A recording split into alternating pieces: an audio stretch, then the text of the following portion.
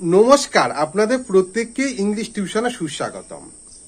সেন্টেন্সে একই নাউন বারবার উল্লেখ না করে তার পরিবর্তে দ্যাট অথবা দোজ ব্যবহার করা হয়, কিন্তু যদি নাউনের শুরুতে এ অথবা অ্যান থাকে তাহলে দ্যাটের পরিবর্তে ওয়ান ওয়ান এই শব্দটা ব্যবহার করা হয়। যেমন, জ্যান্ত হাতির চেয়ে মরা হাতির দাম বেশি। A dead elephant is more valuable then one alive.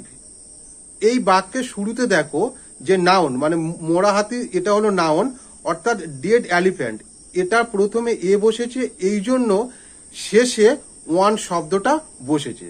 আর একটা হলো কাঁচা আমের চেয়ে পাকা আম অনেক ভালো। The ripe mango is far better then a green one.